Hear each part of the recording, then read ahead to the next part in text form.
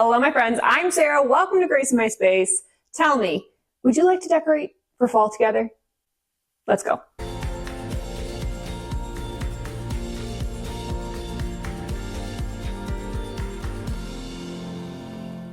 Now today, I'm so excited. I am actually decorating our new living room shelving. And I'm going to do some other fall decor on shelves specifically today because I think that shelving can be a little bit of a challenge point for a lot of people. It's hard when you have multiple layers, when you have long widths, to really know how to put something together that's cohesive and not cluttered. And so I really want to focus on that today. But I'm really excited that I'm in my new living room. If you have not followed along on the process, we moved into this 1970s home a year ago. We have been remodeling it from the ground up that entire time. And all of that home remodel culminated in a new addition that we have recently added on just this summer of a living room. Now, I will link up for you the video showing the entire process of the living room addition. It was a brand new build onto an existing house, and I have an entire video that shows the process. But today, I'm going to give you a little sneak peek into a decorating video of that room. It's not done yet, which is why I'm not showing you the full reveal just yet. So you'll have to just wait, tune in, subscribe to see the entire room. I cannot wait to show it to you. It's amazing. I'm so pleased with it. And as soon as we get the final finishing touches done, I'm going to be doing an entire Decorate With Me video of the new living room in the near future. For now, let's focus on living room shelves. One of the hardest parts about filming this for you is that almost all of my shelving actually is like a glass cabinet. And then there's this glare. And so bear with me because, you know, maybe I should just take out the glass. That's a lot of work. I'll bring you up close. Don't worry. But what I want to show you from this perspective is when you have shelving like this, where it's multiple layers of shelves, make sure and take into consideration everything on every shelf before you place something on a new shelf, because what you put down here needs to tie in with what you've done up here. They need to be cohesive. Otherwise, that's when it starts to just look cluttered and chaotic.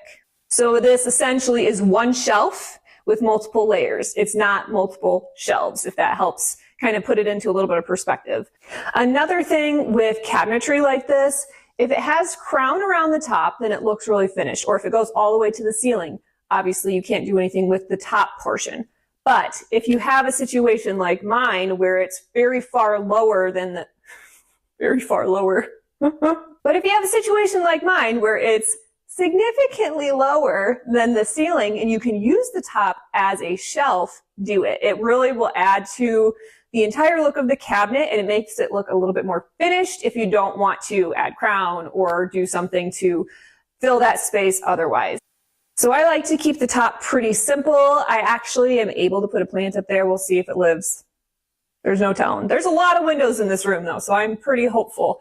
And then I just like to do kind of like a collection. Sometimes that's the easiest way to decorate the top of something, is just really simply with a collection of 3 and then 1 on the other side. And doing those groupings balances it out, and it also makes it look finished. Now, some very quick overarching principles about decorating for shelving. You want to use about 3 color tones. So I'm not done bringing things in here yet, but you can see that my color tones are like a taupey tan, a brown, and orange for fall. And I'm going to show you how I made this. Isn't that pretty? I like it. Now I have all of these fake flowers for fall.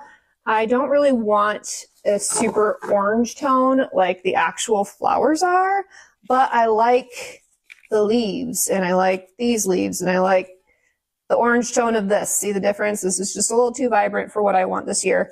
So I'm going to take this, which was in my yard sale pile, will not be missed, and use it as filler on the bottom so that I don't have sunken leaves. I'm going to put the leaves on the bottom that I don't necessarily care about them being super visible.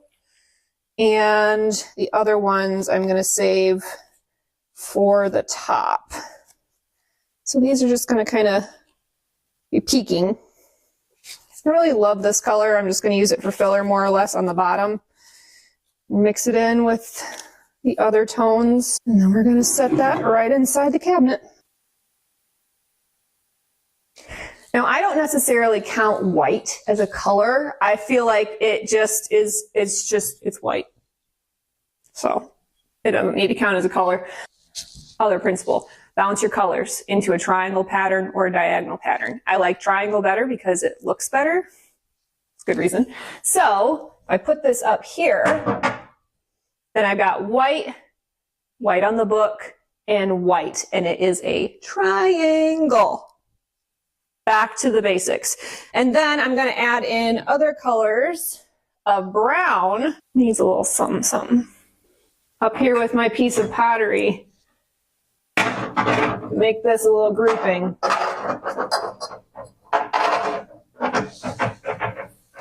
And now my brown is coming down in a diagonal. The pumpkin needs something. I think it needs some elevation.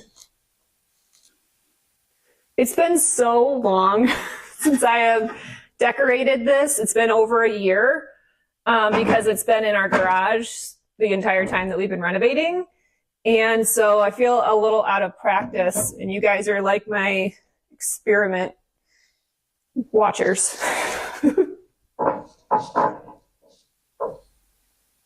That's kind of cute. I don't know. I don't like that though. See, I don't like... Here's another tip. This is elevating something that does need height, but the perspective from which I am looking at it makes me only see the bottom of the pedestal. That doesn't look so hot. So if you're going to elevate something with a pedestal, consider their perspective, because that's not good. Aren't these cool? If you've followed me for any length of time, you know that I collect leather horses. They're vintage, and it's really fun to hunt for them. Maybe I'll do... He's a little tipsy. He's got a broken back leg. We limp him along. Maybe I'll do that. I don't like that up there then. I just like the simplicity of that little guy. This was previously hanging from the light fixture in our entryway at this house. It's original to the house, or at least it's what was here when we bought it. It's old. The fixture was really ugly, but I thought, look at that. Isn't that pretty? So I just took it off. It's like a little finial. And I think it looks cute, just like that. See, I liked those. And I like this up here. But I don't like how plain it is. I thought maybe I just needed a bigger pumpkin. We'll see if the scale was the problem.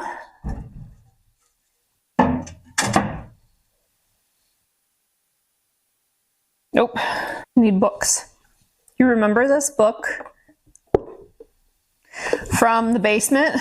I use this on my coffee table for remotes, but it's velvet and it looks like a vintage book. It's really cute. Maybe that'll help elevate.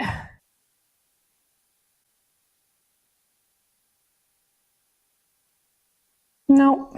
I think I need something textural. Okay, it's time to walk away.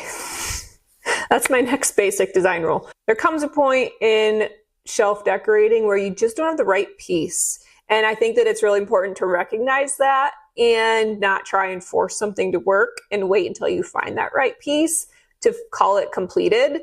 And so leaving this unfinished in my mind is just life and part of design. Sometimes you just don't have everything right away. And so let's just talk about what I have so far. Again, we've bounced our whites around. We've put our browns in a diagonal. I have this taupe, which goes with the pottery up above. And then I have this vintage artwork, which was my grandpa's. And so I really always love to include heirlooms or something that's memorable for you, for your family, something that's personal, rather than just a bunch of random items. And that makes it feel a lot more collected and charming. And there's a story behind it and something that you really can enjoy and put on display. Now, this is not overtly fall. I mean, we've got the pumpkins and we have fall leaves, and that's about it. Obviously, you can make this a lot more fall themed. You can do all kinds of things, especially with artwork, florals, and ceramics like this that are fall figurine shapes. But I like to keep it just a little bit calmer when it's in a shelf situation, because otherwise it can become overwhelmingly cheeky. Cheeky? That's not it. Kitschy? Maybe it's kitschy. I don't know. Let's just say that when you have too much fall without anything else interspersed that's not fall related, then it can become a little bit over the top. And I just like to be subdued, so let's move into the kitchen. Now, I know we're focusing on shelf decorating today. This isn't a shelf, but it's a flat surface, and I'm going to count it. So I have this little area that used to have built-ins in it when we first bought the house. We removed the built-ins and we kept the fireplace, and then this has just been kind of an awkward space. It also has to house our internet modem and the electronic things that I really don't know much about. But this is where the cords are coming in from outside the house. So I have to come up with a solution to hide this. I also want to use this space a bit better. It's a very awkward little nook right next to a window and the fireplace. Not super functional. I also need to put the chair kind of in this area for our seating area by the fireplace. And so I think I came up with a plan. It's going to be multi-purpose. It's going to be a plant stand for one, because I'm running out of windows and I need a place for my plants to live so that they can thrive.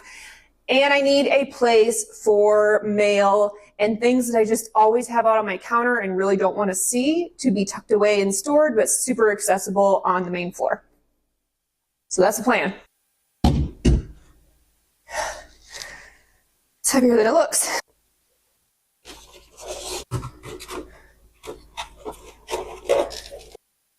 It's a lot of wires. These little Velcro cord wraps are actually really helpful. I don't want to put anything heavy like a blanket or something, because these electronics need to breathe. So I'm just going to add some really light and airy stems that should not block airflow. Hopefully.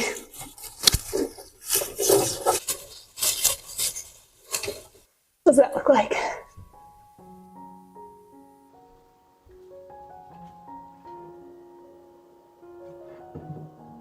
Now that I have the internet components and the cables all hidden, I want to have a place for my bills and paperwork that just always accumulates on the counter to live. And so I got this really cute mail holder. The brass was a little too modern for what I was looking for, so I rub and buffed it with European gold rub and buff.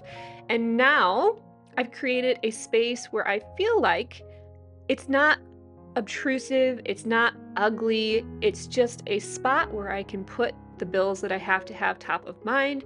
They're visible but still attractive, and I'm not going to forget that I need to pay them because they're tucked inside a drawer. Now, inside of this console, I do have the ability to store coupons and other note cards and things that I want to have accessible and no longer on the counter, in a place that's really easy to find. And I'm really pleased with how that little corner came together.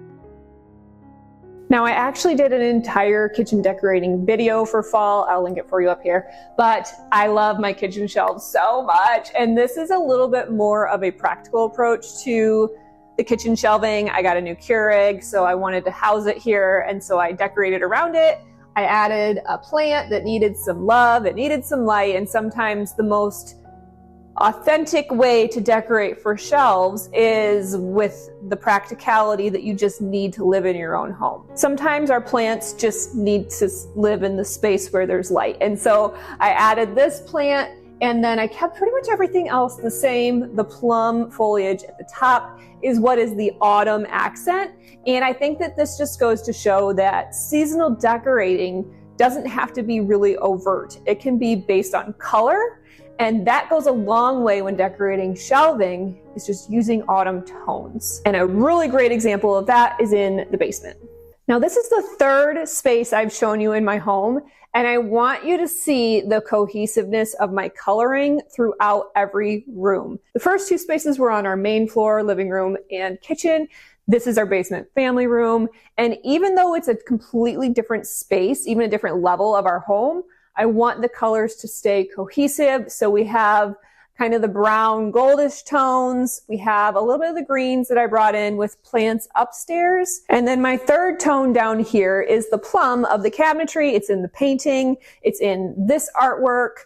And that is mimicked in the plum eucalyptus in the kitchen. So if you ever struggle with your house feeling kind of scattered, maybe just not cohesive, look at your coloring. Yes, every room could be a completely different color. You could have color themes in your rooms. Obviously, bedrooms are a really great place to do specific colors that are more to the personality of the person whose bedroom it is.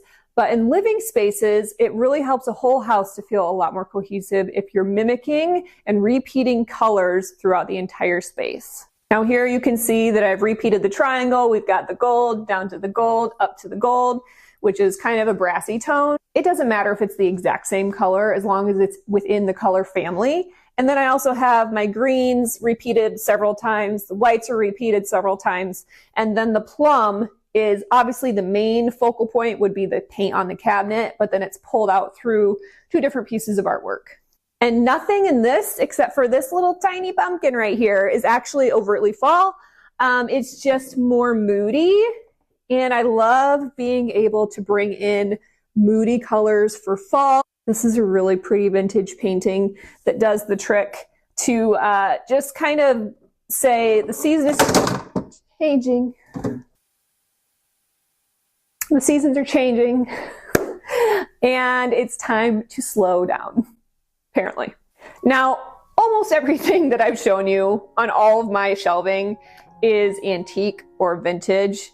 Thus one of a kind, and I cannot share sources, but there are some things that if you liked it, check the description below and see if I linked it for you. If it's purchasable, it's in the description, and I hope that I can help you find things that you love via my videos. In this space, you know, like these are purchasable, this frame, these two items are purchasable, and that's it. Oh, this too, and these. But there's more than I thought. So I hope just kind of hearing some of these basic principles will help you take items that you already own and put them onto your shelves and decorate for fall.